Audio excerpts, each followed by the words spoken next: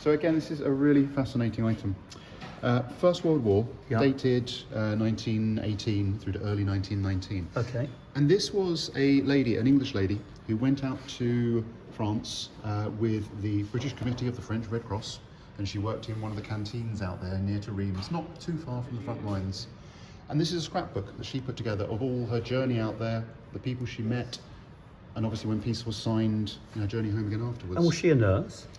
She was, as far as we can tell. She obviously would have had some nursing training back in England, not a great deal. A lot of them were volunteers at the time. Oh, yeah, and trained very quickly and sent absolutely. out to the front. They wanted to do their part. So there's a lot of, well-heeled ladies who had a little bit of experience back home, put themselves on amazing journeys basically during the war to be part of what was going on for their male friends. And terribly brave in doing it as well. Go on, you have a flick through and show me some of this your one's favourite interesting because this says pictures of damage done by an air raid on the night of the 23rd of March 18. So again, she'd obviously just arrived in this town, right? And she snapped all these photos. And these are actually her photos? Yes, these are all the original unpublished photographs. And the book is full of unpublished photographs, photos from people she would have met in the field hospitals. That is rare, isn't it? Yeah, it's a very rare ensemble. And it's a very full ensemble, isn't it? For somebody who spent a year out at the front, she was very active in compiling this social history. Because she was stationed with Is that a drawing? Sorry, is that a drawing? Yeah, it is. Isn't that fascinating? It's a very good drawing. What is it depicting? I think it's a sort of a humorous canteen scene. Yeah. Because she was stationed with the French side, it meant that she was being put in contact with lots of different people, not just English troops. Right. So a lot of these are French troops. There are some prisoners there are Senegalese, there's English, there's American troops. Really, it's the broad range that we're travelling, all the troops travelling between the fronts. Gosh. Now, where did this come from? So this was, it came from a gentleman. It had been in the family many years. This was a relative of theirs. It's irreplaceable, isn't it? Absolutely. There is only one document like this in the whole world. And anybody with an interest in the First World War.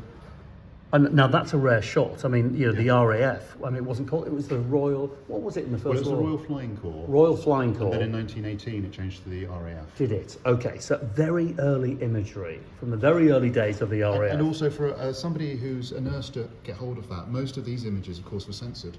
Yes. So for her, she must have been handed that by an RAF. Squaddy of some sort who was in the hospital there. And do we have a picture of her herself? Do you know? We don't know exactly, actually. We've not yet found She'll be in here, won't she? We've got a photo that might be on the Imperial War Museum photograph, but we've not yet seen her. Right. I guess she was taking everybody else that she knew rather than herself. Well, of course. It's a bit like when you take family videos. You take videos of your children, you don't record yourself. And then in later years, the children say, but Dad, where were you?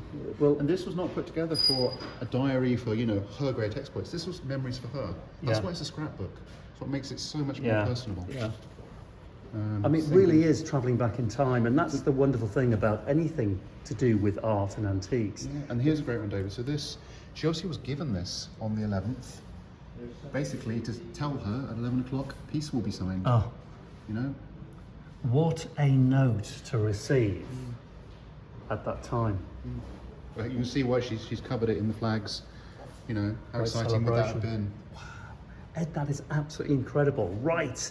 Now, as always, we have to talk about money, but we all know that it's not always about the money, because no matter how much money you've got, you will never be able to buy this thing again if it is not on the market. So it's going on the market for the first time in 100 years. Yeah, absolutely. First time ever. First time ever. What's the value? Again, it's a hard one to predict. Judging on some of the rarity of the photos in here, images being unpublished, we're estimating 1,000 to 1,500, but again, we're going to see what happens. 720 now. The scrapbook there, and it's with me at £800 now. At £800, at £800, and at 800 with me at 800, at £800, at 800, 850, 900 now, 950 now, 950 with me at 950. At 950, I'm looking for 1,000. At 950,000, 1,000, thank you. 1,000 on Easy Live at 1,000. at £1,000 on Easy Live at 1,000. Yes, 1100. £1,100, thank you, 1,100. £1,100 then on Easy Live at 1,100. And £1,100 then, £1,100. Any advance then at 1,100. All done then? I'm selling on Easy Live at £1,100. Fair warning at 1,100.